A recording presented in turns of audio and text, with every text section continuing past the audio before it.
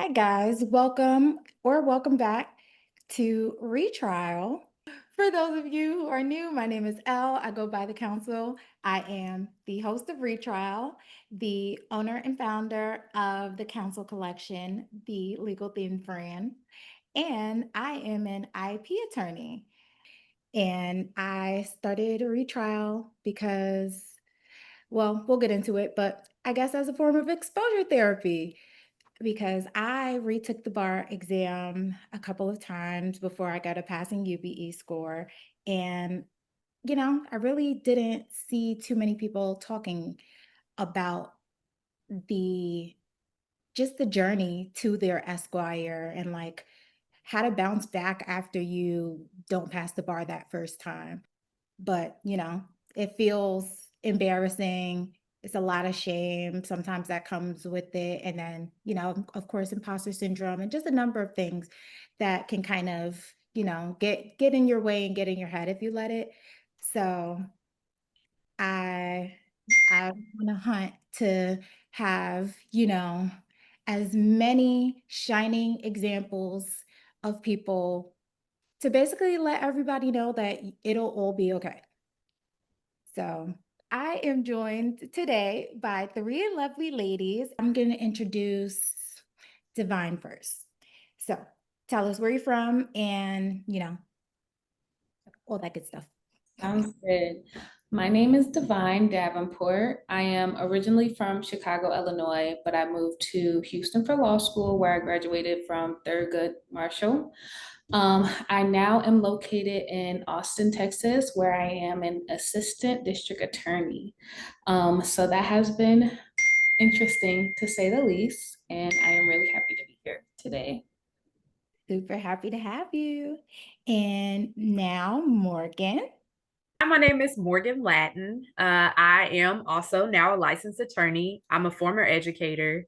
I went to law school in Houston at South Texas College of Law, and I currently reside in Houston now. I am also the founder of the Legal Educator, and my focus there is on helping bar exam retesters rebuild their confidence and really root themselves in effective research-based strategies for their next time around testing. Love that. And Ify. Hi, my name's Ifanaya or Ifi.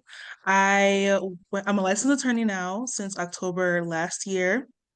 I went to school in Durham, North Carolina, North Carolina Central University. Go Legal Eagles.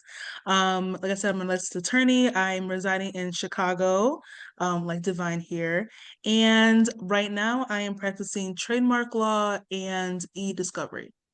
That is a really good question. And it's so interesting that you asked that because when I didn't pass the first time, I actually couldn't believe it because I felt like I was the most prepared. I felt like I covered all of the topics and I studied, and truthfully, I studied way more the first time than I did the second time around. And I just felt like the first time I had so much information just swirling around in my head. So I had a little bit of a different experience. I knew I wasn't prepared. And not because I hadn't put in at least some time, as much time as I like had the capacity to put in, honestly. But my experience the first time around was I just had so much stuff going on in my life. And like from hit and run car at first of all, my engine went out on my car. I ended up having to spend a chunk of my bar survival fund to like pay for my engine to get fixed. And then on my 30th birthday, I got into a hit and run car accident that totaled said car. When I say it was just like a whirlwind of stuff while still trying to be co-chair of board of advocates and be involved on campus and still have an internship, and I had the bad habit of still sitting in that space of like, oh, it's fine, it's gonna work out, like I'm gonna be good. I always find a way to make it happen, instead of actually being able to check in with myself and say, girl, you're overloaded. And so you're sitting down trying to study this information and nothing is sticking, like it's not sticking. You can't remember it the next day, let alone a week from now. So, like that space, I feel like is a very real space that doesn't get talked about enough because our profession can be so performative. And so we put on a face like everything is good. And we feel like we need to show that everything is good when a lot of times it's like we're not really retaining this information, even though we're sitting there trying. And that was my experience the first time. So I wasn't surprised that I failed the bar exam, but I still was shaken, right? Because I mean, all the things that come after that. Not finding out my job offer was revoked, like just all types of things that came as a result. So it was still such a hard hit, but I feel like it forced me to face reality. Like you need to sit back, check in with yourself, figure out what you need to do differently to make sure you are good as a human before you even think you're going to be able to retain information. Did I feel prepared? Now, I don't think I estimated the gravity of bar prep. I thought the way that it was presented in law school in my 3L year, it was obviously they told us like the cautions of, you're going to have to give up your life a little bit in the summer period. You're going to be studying a lot. And like we talked about this in our intro chat. I've always been the type of person where I could kind of skate by school. Like in high school and college, I got relatively good grades. When everyone was in the library stressing out studying, I was not, and I was able to get by with pretty good grades. And in law school, I mean, that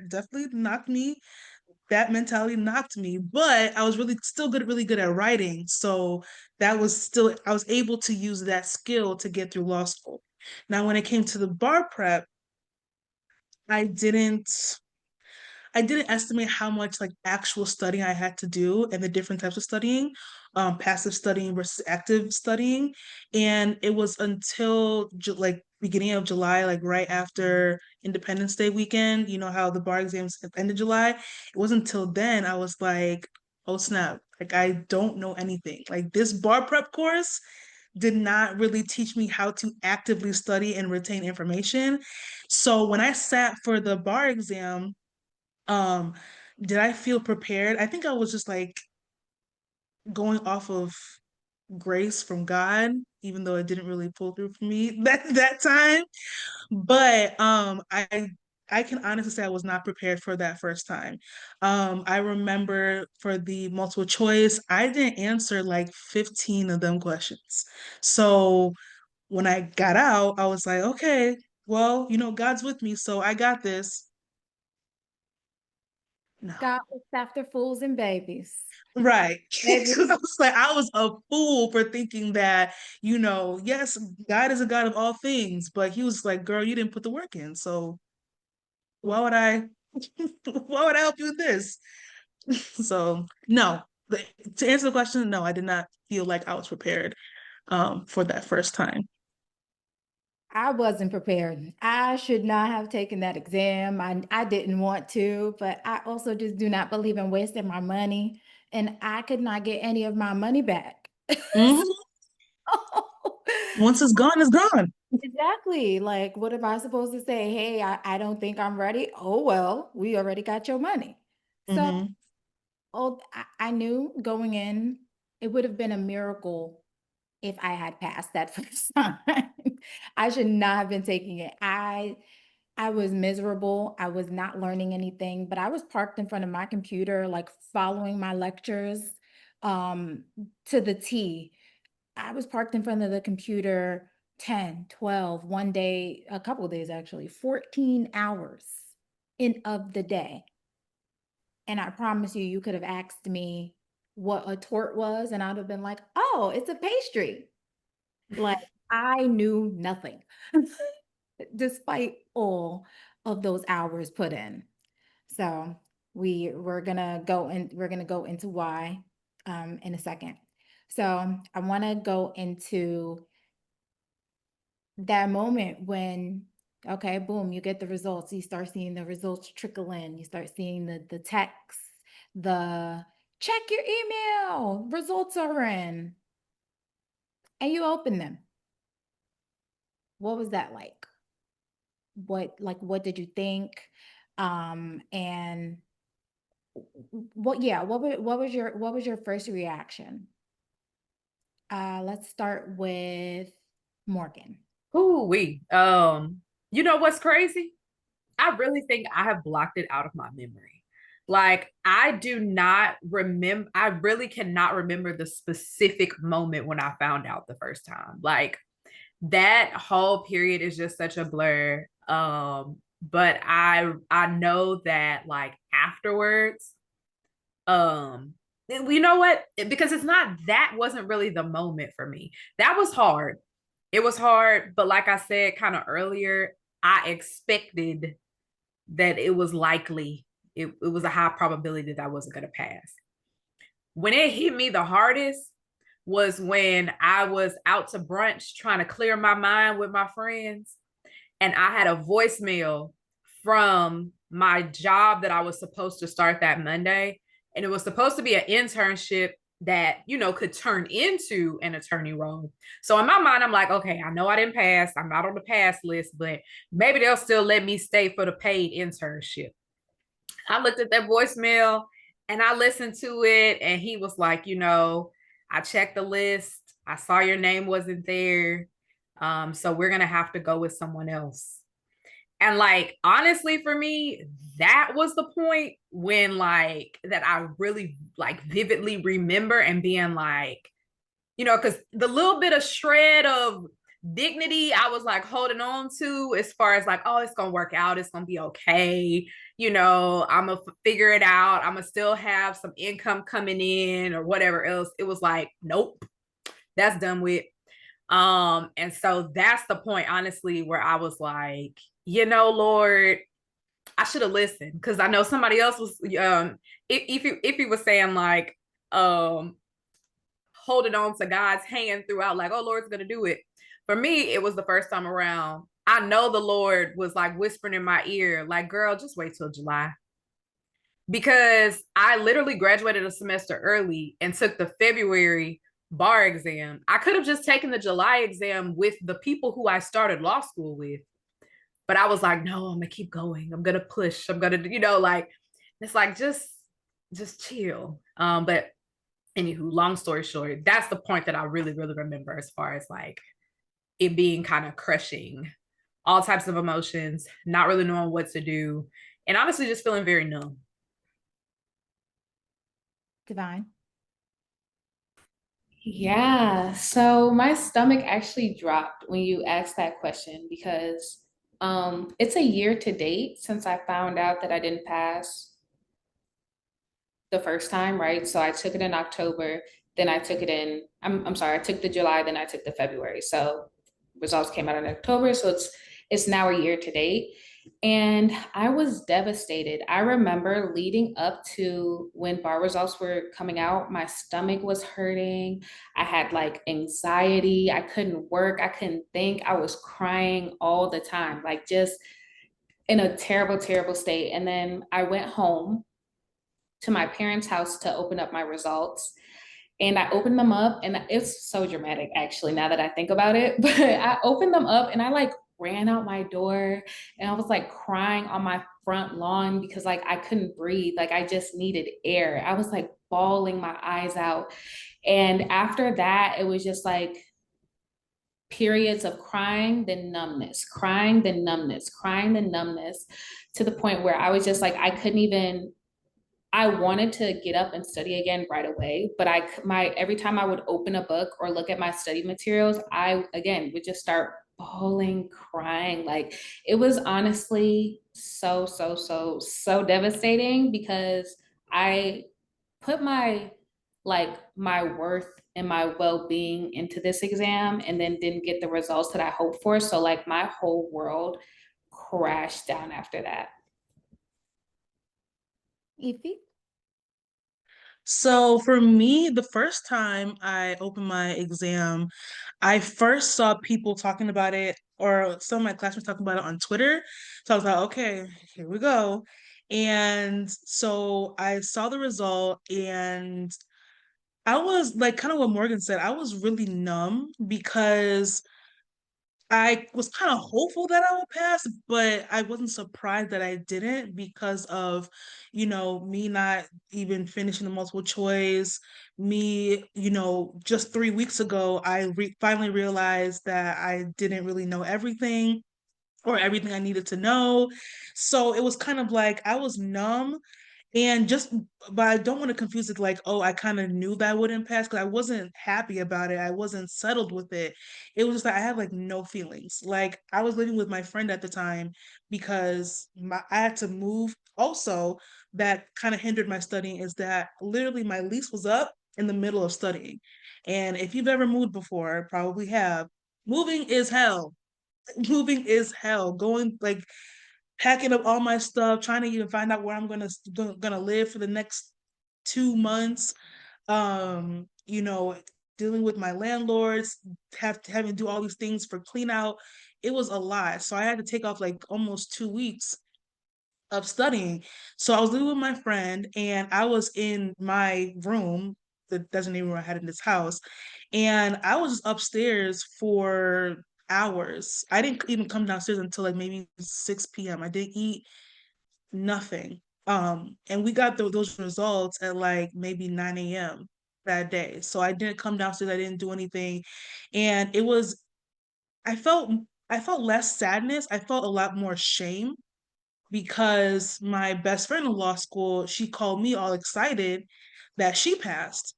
So I'm just like, I felt shame. I felt kind of anger. Come just like, which is, I, I wasn't intentionally doing it, but I was like, oh, why did she pass and I didn't? Like, we were studying about the same, and all this other stuff. Like, even some people that I know I did about the same in law school, they passed and I didn't. So I felt anger, I felt shame.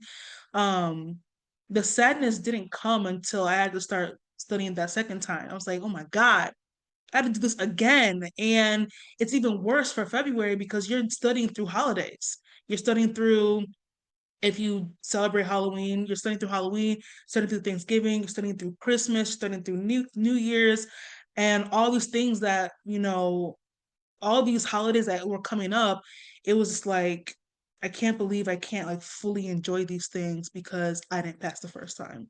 So it was just more like anger and shame than actual sadness for me when I opened up my letter. Can I add to that just very briefly? Mhm. Yeah, I really resonate with what you just said because numbness was a huge part of it. And I feel like that numbness lasted for me, honestly, for like into me passing the second time. Like there was just a level of numbness that took a very long time for me to bounce back from that. And I feel like the anger and frustration was the other thing. And like it didn't necessarily come out in like an aggressive like way, but it was just like this like just underlying feeling of just like anger, frustration, and disappointment that was just like always there. I feel like it made it hard for me to honestly even celebrate things. Like it was just like I just had like a damper on me that just took a very long time to like lift. And I know for y'all it's more recent. For me, I passed in the July 2021 bar exam. So it's now 2025 and I feel like I'm honestly really just now fully starting to feel like myself again. And that's like the weight of this that I do not think people talk about enough. I second, third, fourth, and fifth that. Um, again, this is exposure therapy because I ain't been Mhm. right since. I ain't been right since, if I'm being very honest. Like, although I knew going in I should not have been sitting for that exam. But like to get that email and to just see the fail. And then, like you said, Evie, some of my peers that I did way, way better than them in law school. I know I was parked in front of the computer for hours. Mm-hmm. So it's not for lack of trying. I was trying wrong, but it wasn't for lack of trying. But even though I kind of sensed that it was coming, like just that reality of holy shit, you really aren't the smartest person in this room. Holy crap. Like, I thought it was an adjustment going into law school and like having to figure out how to learn for law school. I thought I had that down pat because like you said again, I, if I'm being honest, I didn't work that hard. Like, I did not work that hard. I definitely did not work that hard in high school. I didn't have to work that hard in undergrad. So when I got to law school, that was a shocker. And I thought I'd pass that hump because again, I was doing better than a lot of these people who passed on their first try. So I was in shock. I was angry. But most importantly, I was embarrassed and I felt like I just let everybody down, like my family, my friends. And I also, in a strange way, that was the creeping up of the worst imposter syndrome ever. And I wish old girl take her behind on somewhere now. I'm over it. I'm annoyed. I'm sick of it. Like that imposter syndrome, the embarrassment, even even going into my third year of being a licensed attorney, it still has that little sting. It this changes you as a person, man. I ain't been right since. But I think it goes to the why things like this that you're doing are so valuable, because that is one of the things that I'm seeing even now as I'm being more intentional around like creating messages for retesters and how can I help and work to get people to understand different things, because honestly so much of this is built on fallacies, right? Lawyers are resilient people. We have judges that rule against us. We have to deal with opposing counsel. You have things that happen with your clients where you get knocked down and you have to get back up.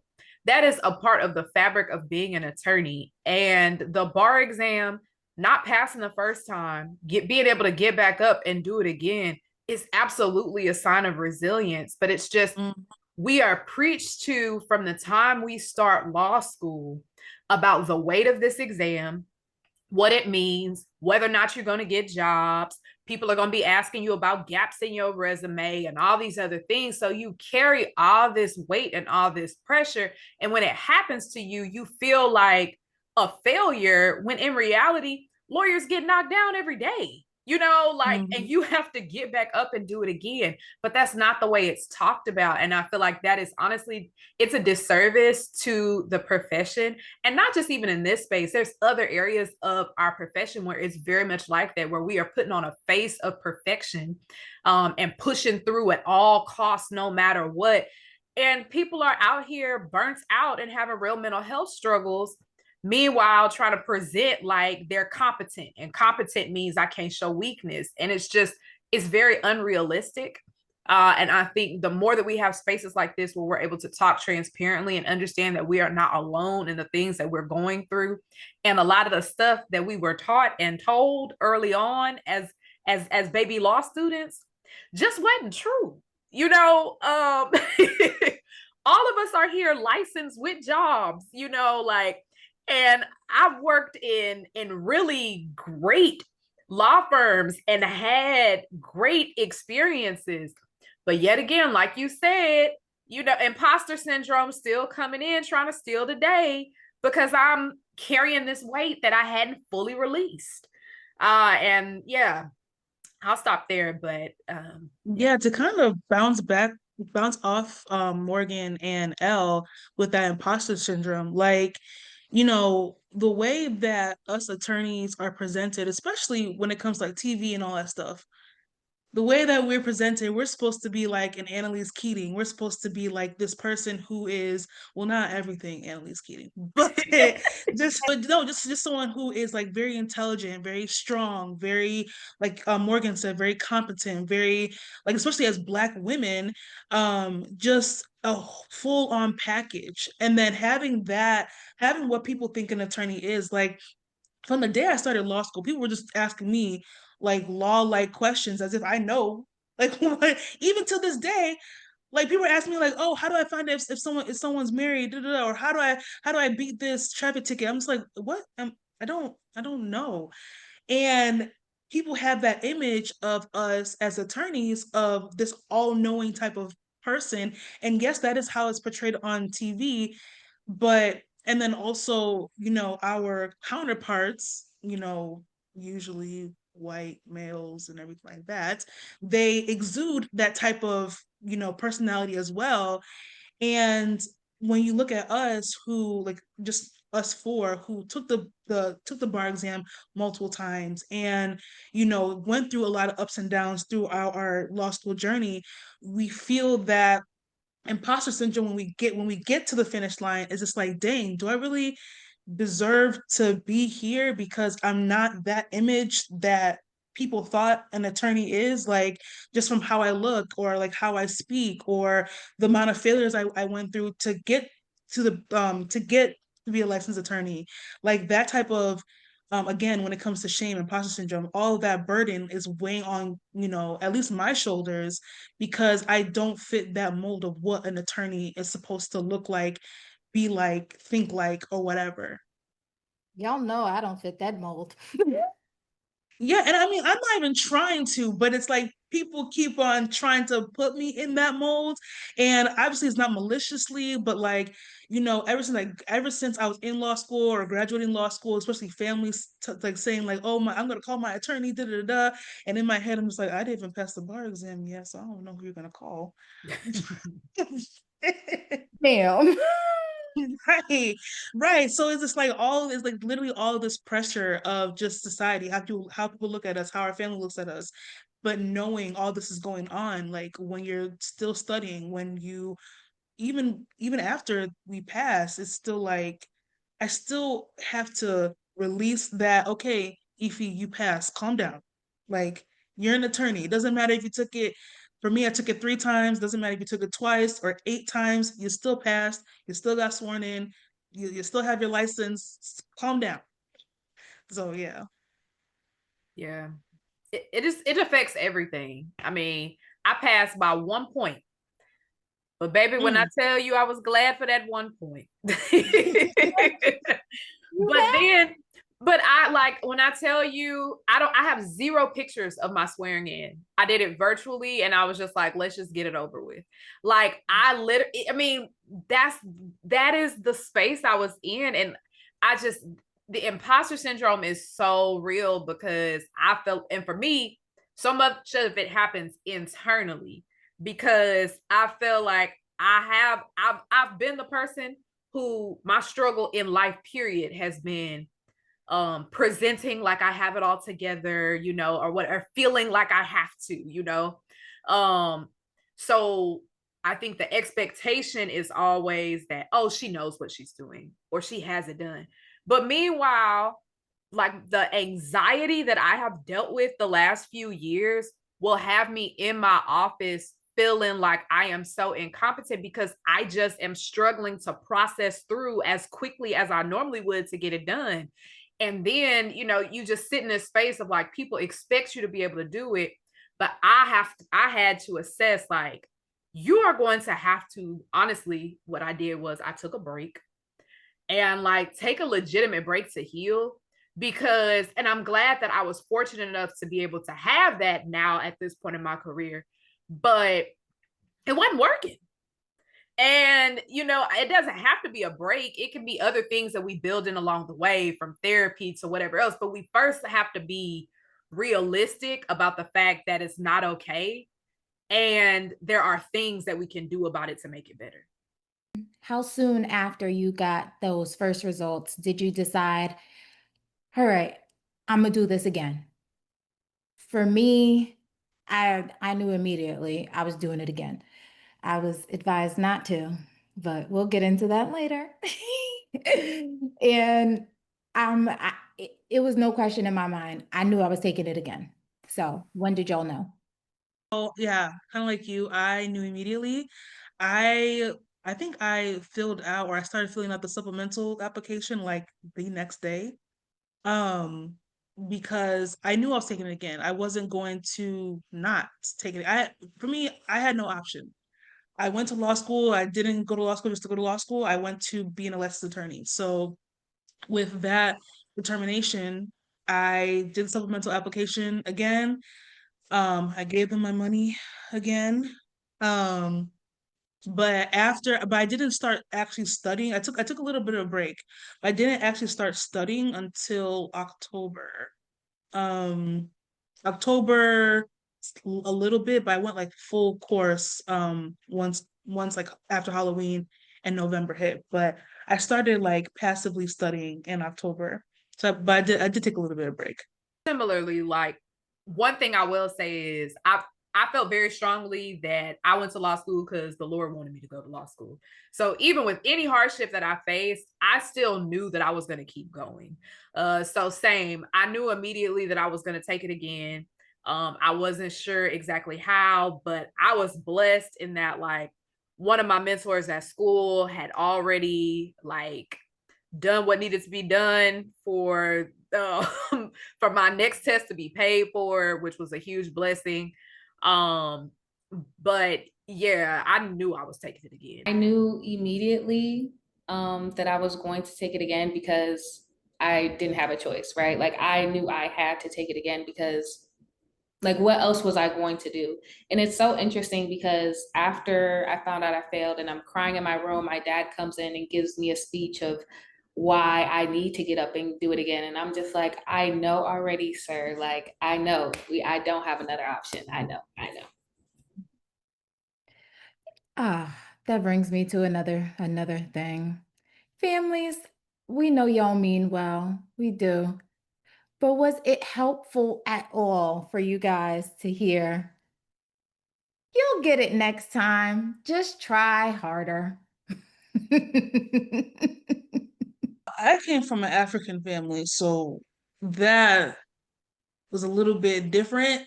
It's not like they like shame me or anything like that.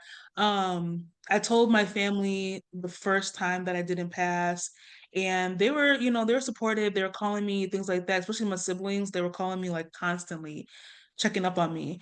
It wasn't until my second time that I didn't pass. It was just like, okay, if Naya, what's going on? Like, girl, like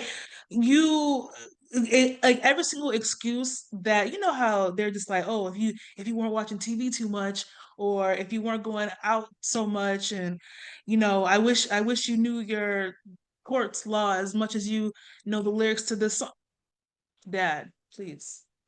Please. So the first time, if we're talking specifically about the first time, they were supportive, even though, and this is no offense, but it really didn't help because the negative feelings that I was feeling at that time overpowered any type of positivity that they try to throw at me. And especially since, nobody knows what that feeling is like until you are literally doing that. Until you literally, because like passing it or failing an exam obviously has different types of feelings. Like, I don't know how, I'm not going to assume how medical students feel when they don't pass their boards or whatever. I'm not going to assume how a college student feels.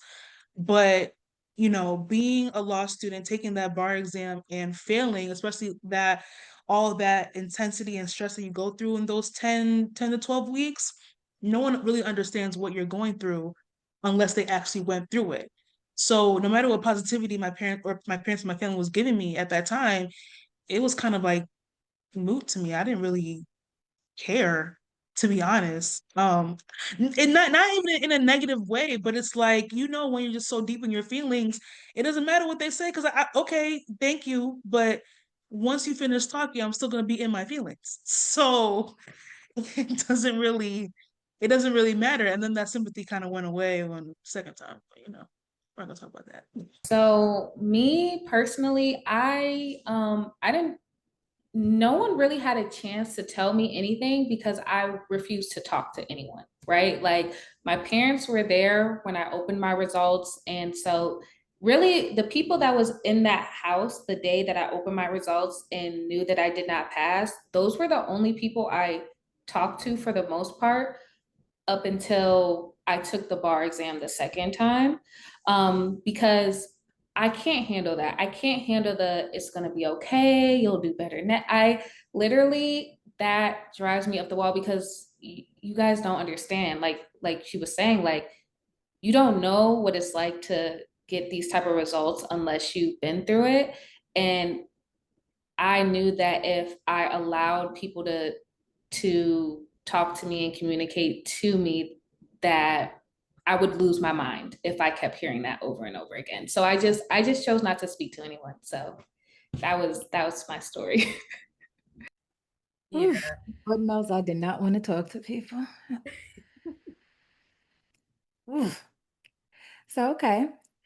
The second time around, or if you took it more than two times, like Evie and I, what all did you do different? Like what was the game changer? What was the moment? What did you add in? What did you take away? But like what was the moment, and what were you like, the moment that you guys were like, okay, I know some stuff. What did you do different to prepare, just in general, that second time or second and third time around? I think to talk about what I did secondly the first time, or what I did differently the second time around, I need to go back and talk about the first time a little bit more. The first time I took the bar exam, I really truly believed I failed because I was poor, right? Like I couldn't pay any of my bills. I wasn't eating. I was struggling. I used to like DoorDash on Sundays just to get $15, like to get a pizza from CVS or something, just to last me through the week because I had $0.00. Also, I was in the process of being evicted while I was studying for the bar the first time around. So life was just not great, not good, right? So there's that. And then the first time around, I was also studying 12 hours a day, literally 6 days a week. I sat at that desk and I legitimately studied for that long. Um, and now that I think about it, it was probably a way to escape all the bad things that was happening around me. But I really did dedicate that time. So the second time around, I did not study for 12 hours a day. I guess I should start there. I studied when I wanted to, when I felt like it, when I could. I think the second time around, I did face some difficulties as far as when I could study, because the eviction, right? And I have this job in Austin now, but I can't get an apartment in Austin because I have an eviction on my record. So I'm traveling every day from Austin to Houston to keep this job, right? So I didn't have the luxury to study for as long as I planned to or wanted to, because all my energy was going to driving. But even with that, I think that's still a blessing in disguise because I didn't need to study as much as I did the first time. So the second time I studied less. I used way less resources. When I said I had every supplement in the whole wide world, I really did the first time. And the second time I used Barbary barely, right? Barely on my own whenever I felt like I needed it, right? And then I use Adaptabar. I didn't have Adaptabar the first time. I had it the second time. It made a world of difference. And then I made little binders, and I only used the supplements that I had in the binders. And when people ask me, like the main change that I made the second time around, I tell them like I studied the bar, not I didn't study for the bar, I studied the bar, right? Because I had all this knowledge, I had a lot of concepts in my head. I already knew the law, if I'm being frank, but I didn't know how to take a test, I didn't know how to write, I didn't know how to communicate my thoughts well. So I spent a lot of time just reading, a lot of time just reading and memorizing how the bar exam people, how they wanted their answers, and the type of questions they would ask and the different ways they would ask them. I spent a lot of time studying them and less time studying the second time around. Same. I did, first of all, I didn't even see any type of improvement in my score until I stopped sitting in front of the computer or with my head in one of the outlines. I didn't see a lick of improvement until then. And I'm not encouraging people to not study. That's not what I'm saying. But I got more intentional and I studied smarter. So at one point, first of all, MBEs, they have never been my strong suit. I don't like multiple choice at all. When in doubt, pick C and I'm getting on. Like truly, I had adaptive bar. Um, and I also weaved in some of the Quimby multiple choice questions. And the MBE multiple choice ain't my thing. But the game changers for me that I weaved in were Smart Bar Prep, the JD Advising one sheets, Emmanuel's like strategies and tactics thing, and honestly, past bar exams and really changing. It was about changing the way that I studied and what I was studying and trying to remember every single thing from every single video and every single worksheet. That does not work for me. Switched from spending those extended chunks of time and being miserable and not eating to, oh, well, hey, you want to have dinner? Let's go. I'm not ducking no dinners. Oh, you want to go out? All right, cool. So that means I can study in between work. That means I can study, on the way to work, whatever. I could study on my way home from dinner. I started the game changer for me was starting to kind of live a little bit.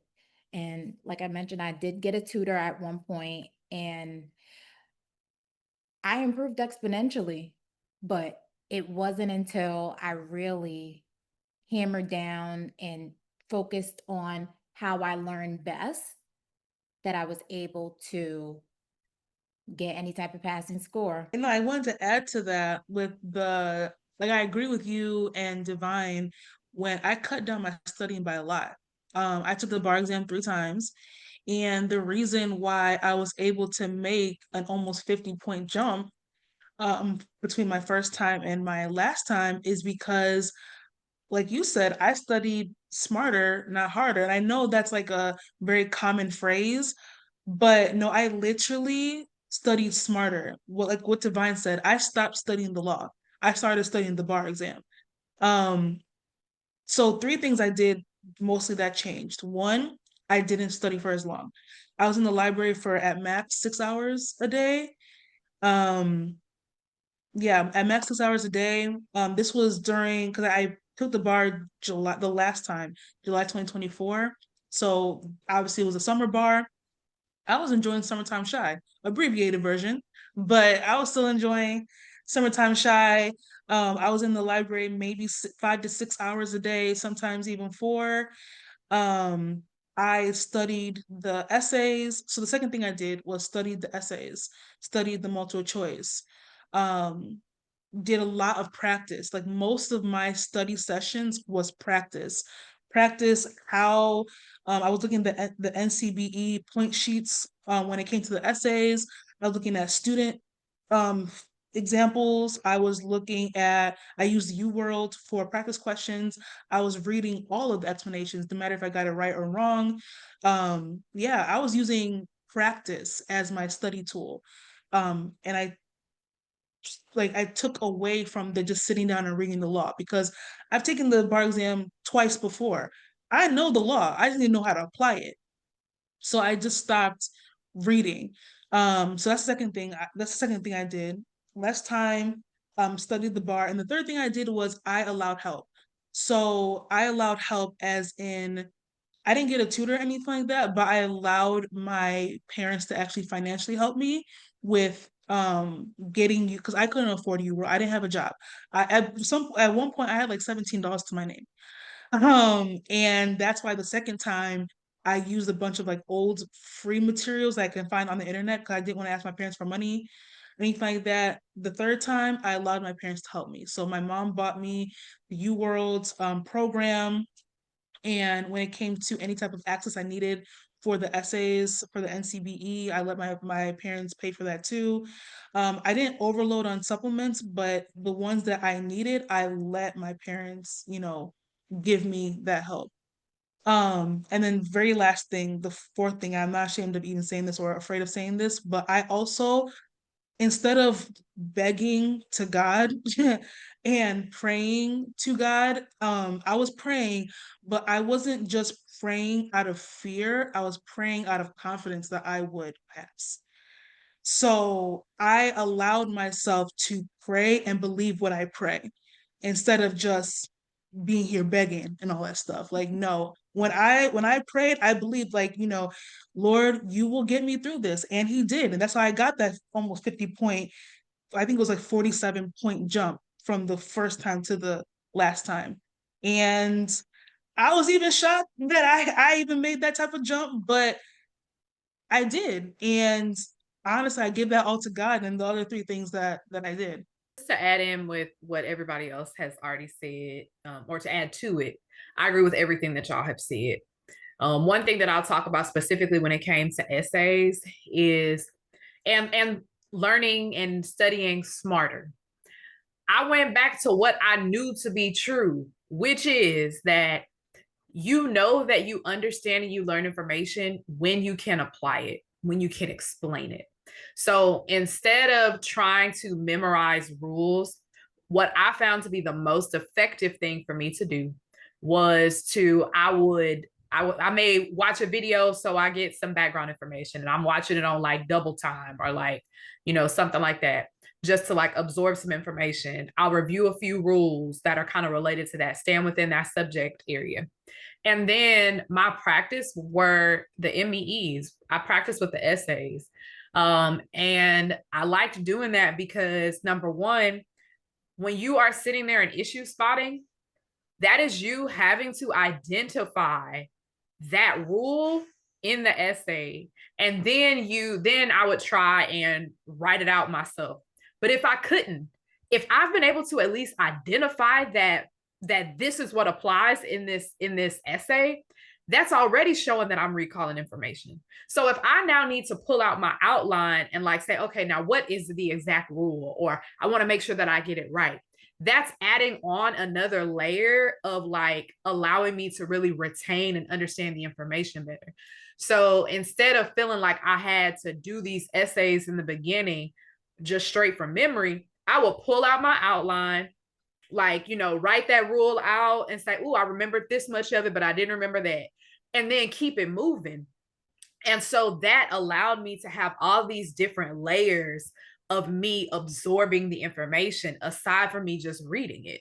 And so that was more so my strategy. That, and then the other piece, I absolutely love Adaptabar, and the Smart Bar Prep outlines where I can see what subject areas are tested most. Because I also agree with y'all when you're talking about how are things tested.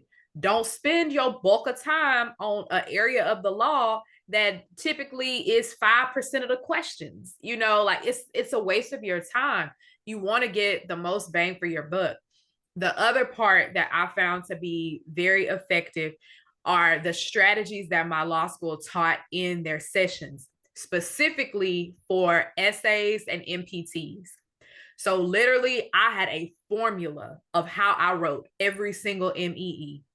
It started with the issue. Then for like my little paragraph is under this rule or law or whatever else, and then here and giving my analysis, and then in conclusion, like I wrote it the exact same for every single essay. So even if I got to a subject area of an essay that I knew nothing about, I at least knew that that essay was going to look like something that I tried on, even if I completely made up the rule.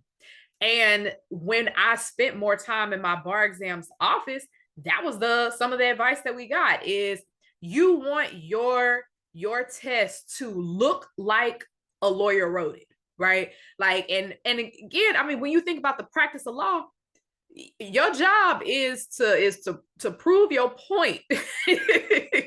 You know, and so of course we don't go out in the real world and get the law wrong, but it's like you just need to be able to prove that you understand why it should be this or why it should be that, and that's really the thing that you want to be able to show on the exam. And as long as you can show that much, you're in a much better position. Whereas the first time I took that test, I didn't finish like 2 or 3 essays, you know, where I just left them blank. Like, you're not going to pass like that.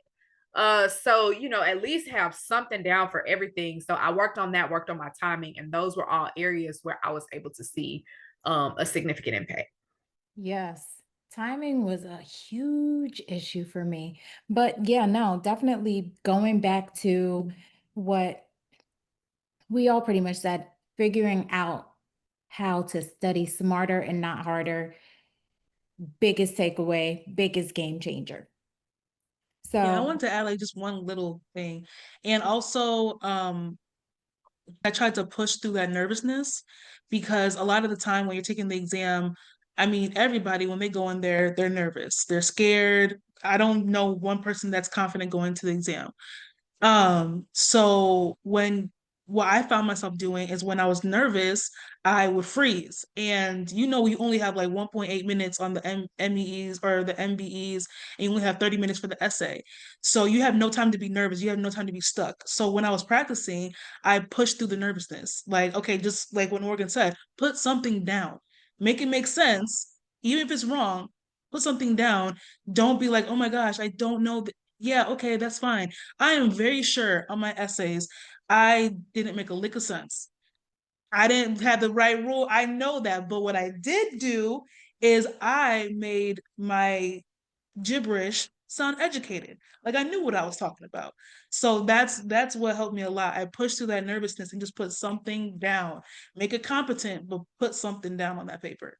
Mm-hmm. yeah, yes, heavy on the, I'm sorry, guys, definitely make it competent, okay? If it's a torts Yeah. question, please. Yeah, talk about torts.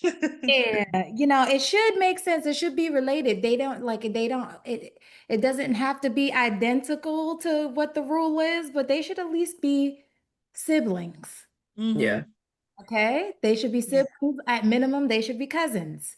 Yeah. Yes. Don't put the neighbor down the block. True. Okay? Make it make sense. Mhm. Yes. I just wanted to add in a little bit on like the mindset piece too. Which a lot of what I did the second time around also was I cut out the noise.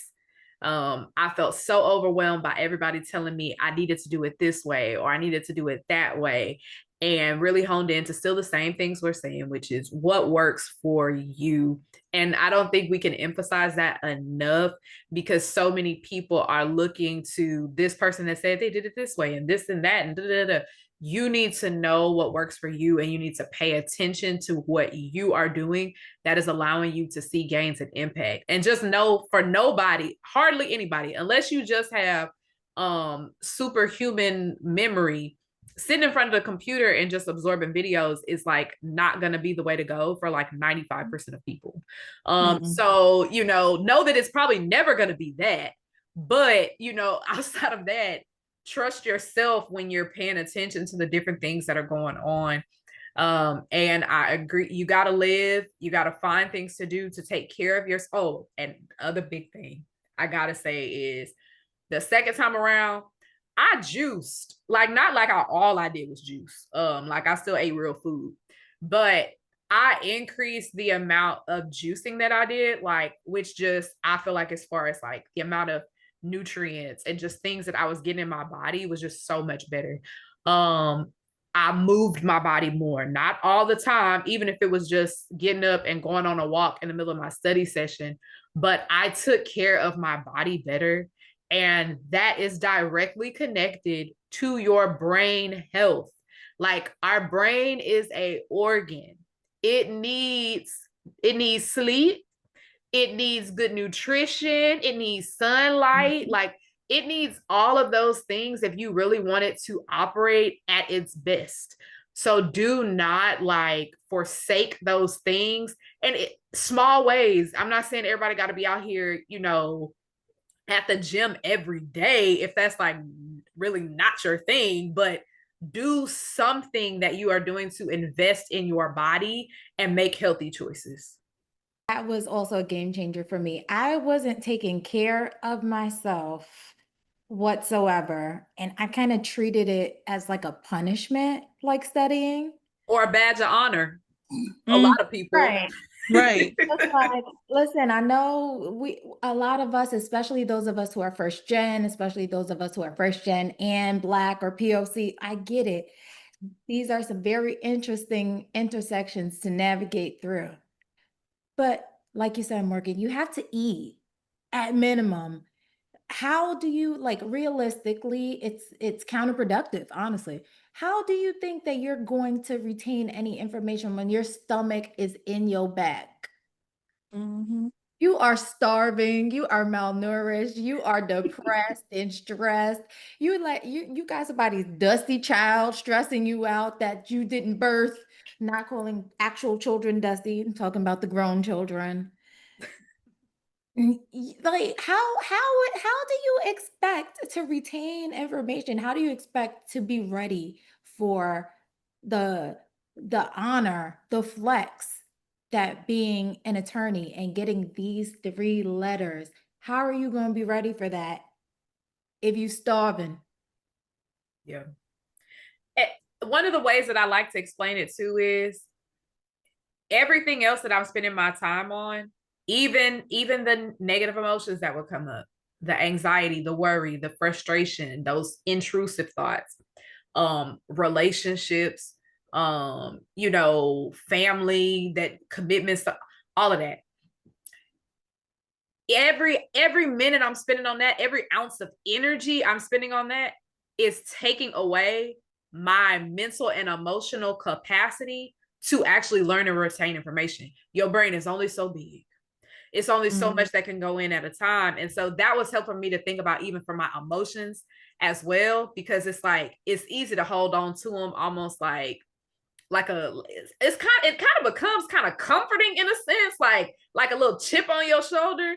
But it's like even that is keeping you away from really being able to sit in the space of doing your best, because if you over here worried and anxious and frustrated and angry and X, Y, and Z, you're not able to put 100% into what you're doing. Anger it's helpful in a sense when you're able to turn it into fuel, not like kerosene and you ready to light shit up. It should be fuel, not holding yourself to the fire because, oh my God, I'm just terrible. Life is not terrible. You are not terrible just because you did not pass this exam. Okay. So you guys passed. What was that like? Let me rephrase the question. So the question really is, what was it like? How was it over, like, to get those past results? How was it to, you know, get that I did it? And how did you push past the little sting that may or may not have still lingered from that failure? How'd you push past that? Let's start with Ify. When I passed, I remember the day I passed because it was Beyonce's birthday, September 4th, 2024. So, um, and I remember I was in my bed and I was so nervous to get my results that I literally blocked the email address of of the bar exam because I wanted it, so I didn't block it. I like sent it to spam so I don't get any notification of it, so I had to go seek out for it. It may sound crazy, but that's how it was. And so when I finally went into my spam folder and I saw it, I was like, closing my eyes, doing a little prayer and all that stuff. And then I opened it, and when I tell you I almost broke my leg getting out of bed, I almost broke my leg coming out of bed. My sister, she lives in St. Louis, but she was visiting, and she was literally on because she drove. So she was literally packing to leave that day. And dashed, I got out of bed, dashed into my parents' room, and I said I passed. And had I was so joyous that my other failed attempts didn't even matter, because I took that as literally a testimony. Like, I was so excited. I, called my close friends. I didn't even post it on Instagram until the next day because I wanted to make it very clear that me passing was God's accomplishment, not mine. Like, a lot of people when they pass the bar exam, they like scratch out the score that they got and all that stuff. I didn't scratch out any score. I put every single failure on a little turn swipe thing, like whatever. The first one was like, regret to inform you, I showed my 247. The second one, it was I regret to inform you, I got my 259 or whatever. And then my last one was my congratulations, got 292. And so I was just like, I was so prepared to, again, I keep talking about God because I just feel like I didn't do this. Like, I didn't do it myself. It was Him. So yeah, I just like gave glory to God, and I made sure I made that the top priority. Anyone who asked me like, how do you feel? Or when some time went by, people asked me like, oh, can you help me? How did you pass? I always mention like this is my testimony back to God. That's why it made everything more special. And that's why my other failed attempts just added to that. It wasn't my downfall, it was what made this moment more special. Yes. Morgan. Okay, so the second time when I found out that I passed, I was at work. So which was kind of also another full circle moment for me, right? Because when I found out I didn't pass, the crushing moment was losing my job. After I took it the second time, I ended up getting another internship with the city of Houston, and they were ready to hire me into an attorney role, but I had to pass. So it's like I felt comfortable and I felt confident that it was coming. But I was like, Lord, this was the time that you told me that I should have took it anyway. So I know you gotta do it, like it's gotta happen. But when it happened, it was super exciting because my work family was so excited. And they were already very proud of the work that I was doing and like all of those things. So it was very affirming in that sense, to know that God really did bring restoration. Like I had the perfect first job already lined up, and I know that it was the job for me. I went on and was able to do so much good stuff in my first year there. And so that was the thing. It was like, man, I see your hand in this. I see the intentionality of your timing. Even though I may not have liked it, but you were literally preparing me for something that was happening on your timeline, and if I would have heeded your instruction the first time around, I probably would have been able to rest a little bit, catch my breath and do it the way that you wanted me to do anyway. But that was the thing, seeing his restoration, but also being honest, like I was grateful, but I can't say I was overjoyed. I still really did have like that underlying like inability to fully celebrate and like be super joyous. It was just it still took me some time to really get to that place of like fully being there. Oh, and also because I still had to take my, what is it, the NPRE. Uh So because that ended up being another thing, another barrier. I don't think I may not have, either I didn't pass it or I waited to take it. I can't remember, to be honest. But either way, it was like I knew that there were still other barriers and things that I had to like get over to actually get there and be fully done, fully licensed, fully all the things. But that's my spiel. And Divine? Yes. So for me, the second time around, I knew that I was gonna pass. Interestingly enough, when I didn't pass the first time, God gave me a dream that I didn't pass. I tried to assign that dream to somebody else, but it was mine. It was for me, right? And then the second time I had That. another dream, right? I had another dream that I did pass, right? And the dream was so interesting because I was looking at my laptop, I saw that I passed, but there was no score. And I was like, God, come on, at least show me the score. But it really didn't matter, right? The score really didn't even matter. So I knew that I was gonna pass the bar. And then the night before results came out, that song "You Will Win" was playing in my head all night, like all night. And so when I woke up, I was just like, like, come on, like, just give me my results. It was kind of like, I know I passed. I need to see my results so I can move on with my life, so I can get to the next steps and accomplish the other things that I have to accomplish. So I opened my results. I passed. I raised my score by 32 points. And I think that it was mostly the essays, right? That's where I improved the most, which is the worst part of my exam the first time around, right? And honestly, it was just relief. Like I wasn't like super like excited or celebratory. I was just relieved. And then I sat on my bed and I watched Law and Order and I drank some champagne and I kind of just relaxed and rested because I was just so exhausted from the last couple months that I didn't have it in me to celebrate. I've been licensed for 6 months now, and I still haven't like wholeheartedly celebrated yet. And I know I need to because I think that rest is important, and I think I've needed to rest, but I think I still need to like give this accomplishment some energy. You do. A bar pass, license pass, not license pass, licensing trip or something. Make it happen. Celebrate. You earned that.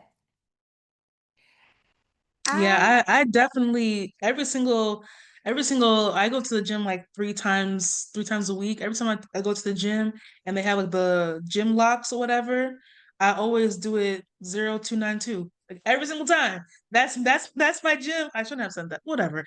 But that's my little lock because I have to remind myself every single time, like, you did that. You did that And or God did did that. But yeah, I had to remind myself all the time. I even have my letter, well, my digit. I printed out the email. I have it on my door. I had to keep on reminding myself just so that I don't get too comfortable in my blessing and just always again give glory to God. Because I remember I told you during the intro call, if you remember how I manifested this happening from 2018 that I wasn't even in law school. I haven't even applied to law school.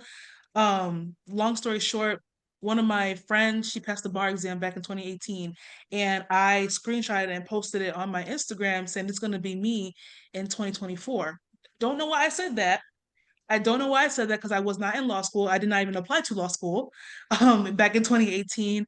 But when I revisited, I was going through my archives because I was just bored studying. I was going through my archives on Instagram and I saw it. I'm just like, why did I say 2024 when I graduated law school 2023? And this was me studying for my February exam. And I didn't pass. So, kind of like what Divine said, because I said and I spoke into existence back in 2018 that I was going to pass 2024, I was like, okay, there's only one more exam in 2024. So this must be the exam that I talked about back in 2018. And it was. So yeah. I love that. What were you gonna say, Morgan? I was just gonna say that I think to the point of celebrating, I think we really do have to be intentional around finding those moments, like how we keep talking about imposter syndrome and the ways that these things linger. the way that we counteract that is by being intentional about celebrating every win, about being in community and encouraging each other, like reminding each other how great we truly are and how much we have to offer to this profession. Because I'm gonna be real, y'all, like lawyers have been at the forefront of so many things throughout our society, and we're just in a space right now where our profession is needed, and it is going to be needed more and more and more as a voice of reason for people, just in just so many different aspects and ways, right? And that comes from us standing confidently in the power and the authority that we have within this profession. And the enemy will want nothing more than for us to be sitting back and being silent, or not being the one to come out with the ideas and to push forward and be innovators and disruptors. But we are, and he knows how much power that we have when we know who we are, when we know that we are created in the image of God, and that we have a voice, and that we have influence, and we steward it well. And so that's just my encouragement to just all of us, even myself, because I absolutely have those moments, but it's when I open my mouth and I encourage others, and when I see other people who are where I've been, right, it gives you more of a desire to be like, girl, no, we're not doing that, and I'm not doing it either. We have too much to offer. So I have really, really enjoyed this, and just hearing y'all's stories, and just a constant reminder of the goodness of God, and also like our stories are still just beginning. Oh, absolutely. Absolutely. Again, this is exposure therapy because I just hated seeing how few people were talking about this part of their attorney journey. And it's isolating, and you feel like you're just on an island all by yourself. And it's like you don't have to suffer by yourself in silence. Like you're not the only person. It's literally 20% or more of us who do not pass on our first try. And then that number decreases exponentially the more you retake. So why not pat yourself on the back and celebrate that, yeah, I got knocked down. I didn't pass, but guess what? I did now. And I still got the three. I'm sorry, Elle. I just want to say too, because I literally just looked this up not too long ago. Like the NCBE, like says on average, there are 40% of people who don't pass every administration. And like, just because that number is real. And then we also have not talked about the fact that the bar exam has its own curve, right? So it's not just always just how much you studied, it's you being compared to everybody else who took that exam. And we can carry that like it's a reflection purely of us because of the things that we should have done or could have done or whatever else. And of course we should always own those things and be responsible for that. But the reality is a lot of this is a numbers game, and there will be 30 to 40%, no matter the jurisdiction, each time somebody got to be in the bucket of the people that fail. Mm-hmm. And I think if we could normalize that more, it wouldn't be such a thing that people are like, oh my gosh, it's me. Somebody gonna have to be in that bucket every time. Exactly. There will never be a bar exam where 100% of people or 85% of people pass the exam. It's not set up that way. Yeah, because the percentages are pretty consistent every single administration of the exam. And it's set up that way because they have people who will pass and they'll put that in that bucket, and then the people who will fail and they put them in that bucket. So that is really no reflection of really how smart you are or how well or poorly you did. It is just that, there's a cutoff, and maybe you didn't make that cutoff. And that's, like you said, it's not a reflection of you. It's literally just the percentages, it's the ratio. It Because the just reflection of us is that we already did more than what millions of Americans would have even attempted to do by going to law school, making it through 3 years of law school, graduating, taking one of the hardest exams, and then getting up and do it again. You know, period. Like that is no easy feat. And we got to start talking about it so that other people who are experiencing this, your world does not have to end. It feels like it's the end of the world, but don't let this be your 13th reason. please. That's all I'm Not gonna lie, when I got that second failure, it was my 12.5 reason. saying. Not gonna lie. 12.85 reason, okay? I was almost out of here. I was like, Lord, listen, don't push me. I am not your strongest soldier. I don't know who signed me up. Don't push me to my 13th reason. Okay? Don't push me because I'm real close to the edge. Okay? Right. I Baby, beg. I'm on the edge. Okay? Right. The edge is me. Because I'll be honest, I needed medication to get me back to a balanced place to get through, and that's not everybody's story, but the reality is it gets really real out here.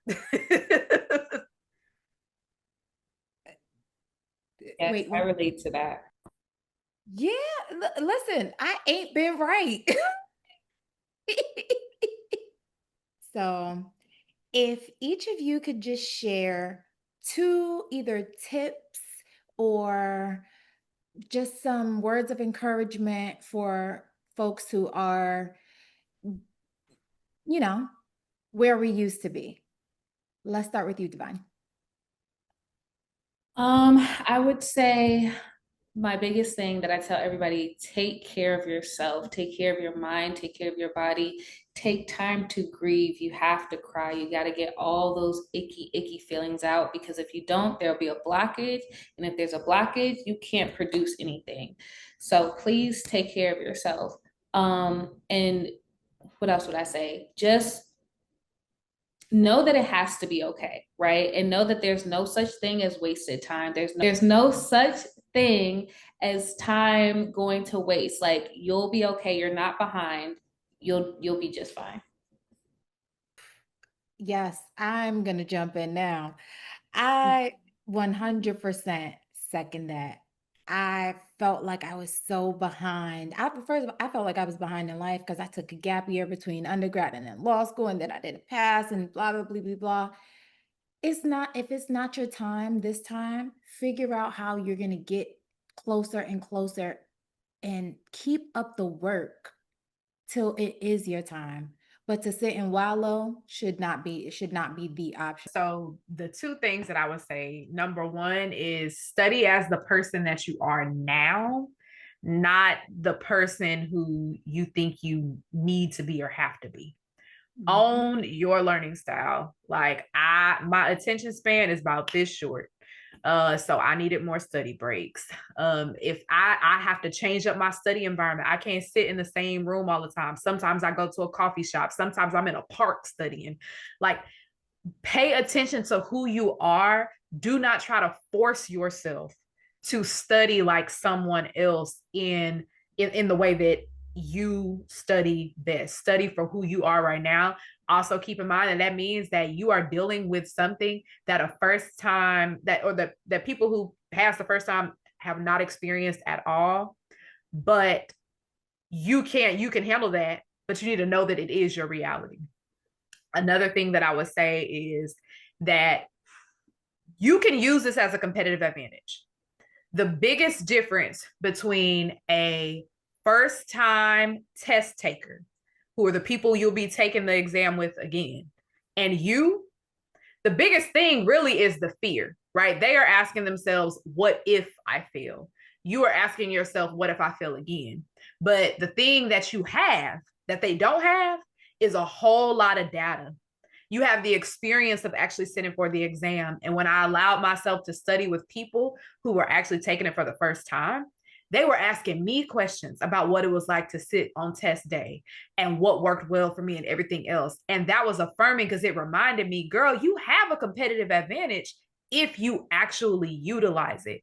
Don't think that this means that you are behind, because you are the one responsible for shaping your own story. Don't let anybody else tell your story for you. And you keep telling yourself that story until you can live it out and actually believe it.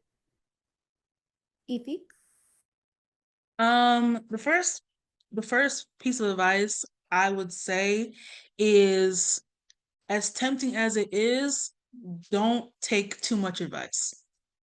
Don't go to every single again, it's very tempting to go on TikTok and go on Reddit and go to professors and go to previous test takers and ask them, what did you do? What did you do? What did you do? And people will tell you a million things.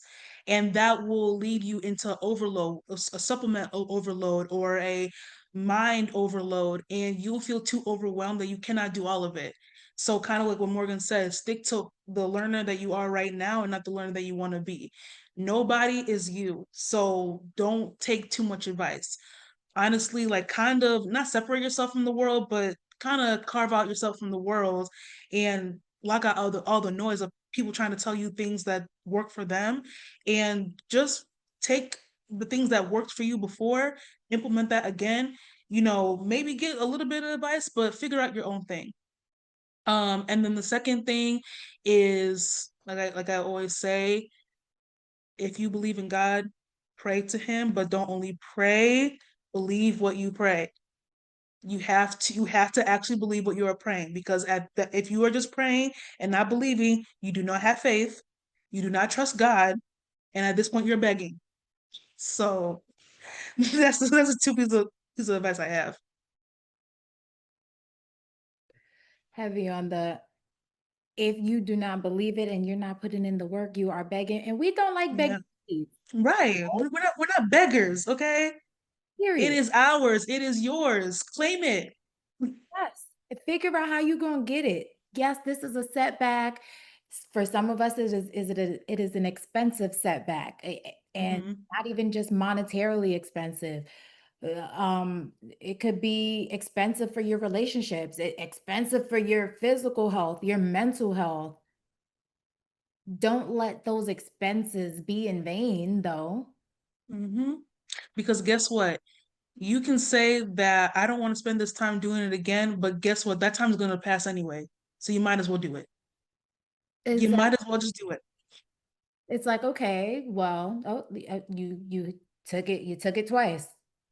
If you didn't pass, why not just try again? The time Hmm. will pass anyway. Hmm. It's like people are, oh, I don't know if I should try this because I'm too old. All right, you're gonna be You old. might as well. Right, you're gonna be old and not being licensed attorney, so you might as well just do it. Exactly. Keep going and don't let this thing, I don't know about y'all, but life has lifed for me. And I didn't start seeing any positive change until I decided that this wasn't going to be the thing that was going to take me down. I'm too bomb for that. Hmm. Amen. Okay, this ain't gonna defeat me. Figure out how to turn this quote unquote loss into your lesson, and let's move on, and let's each one teach one. Reach back and let's get the next round of folks. This profession does need us, and our experiences are invaluable. We definitely have a competitive advantage over some of the folks who it's their first time. But it goes back to what Iffy said. Only if we believe it. You only have a competitive advantage if you believe you have a competitive advantage. If you think that you are behind because you failed, then we're going to continue to keep acting like we're behind because we failed. Even if it's not true. And that's the big disservice. And I think the great thing about millennials and younger, right, is we're in this space of not being as afraid to speak up, because the older generation who have had our experiences and have gone on to be successful, it's like they erase it from, their memory, from their discussion, from X, Y, and Z, and do all they can to act like it never happened.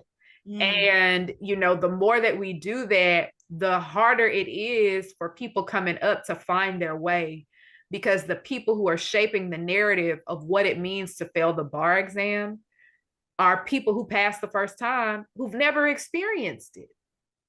And they're the ones talking about what happens when you don't pass, and and the effects it's going to have on you, and X, Y, and Z. And it's something that they have never experienced, when there are so many of us who are out here doing great things, going on and being involved in so many great things and living successful lives, because this is only a moment. It may feel like it's massive now, but this is a small period of your life. It only becomes big when we allow it to expand and permeate, and we don't heal from it. We don't deal with all those icky emotions, like Divine was saying. If you don't deal with it, it will resurface and it will hold you back. But this is just a moment of your life. And it's all going to be okay. It doesn't feel like it, but again, you've got 4 examples right here and countless others. We are living, breathing, beautiful examples that it is going to be okay. Let's figure out how to get to the okay, though. So, you guys want to quickly, well, you ladies want to quickly tell the folks where they can find you guys? Morgan. Yes, so you can find me on pretty much, well, all social media, either under my name is Morgan Ladden, but everywhere it's my first and middle name, Morgan Janelle. So Morgan, Genell. You can also find me on thelegaleducator.com. And that's my platform for all things specifically for bar retesters. Period. Evie? You can find me on social media. Ifunanya Love, Ifunanya, like it says right here. Then LOVE on Instagram. I'm not gonna give my Twitter because I'm a little bit too opinionated on that. So Instagram. And last but certainly not least, Divine. Yes, you can find me on Instagram at imperfect, IMPERFECT, imperfect_divine, DIVINE. And y'all know where y'all can find me, over on the council or the council collection. And never mind. I'm gonna hold on. Anyways, yeah. So y'all can find me. I'm on the socials, and I'm normally in some type of pink or glitter or something. So you'll see me, kind of like Glinda, the good witch. But I'm like the bad witch. But anyways, thank you, ladies, so much for taking the time to join me and share your stories. And we are gonna inspire this next generation of retakers and keep on changing the legal profession. Yes, let's increase this percentage of, specifically Black women attorneys. Please don't let that bar exam keep us from increasing this percentage. Okay, because 2% is a shame. Right. And if anybody know how to push through, a Black woman know how to push through. Hello? Right. We are the blueprint, period. Mm-hmm. So let us be examples that, again, is all going to be okay. We're all thriving, and we've got those 3 important letters that you've worked so hard for. Don't let this exam be the thing that takes you out.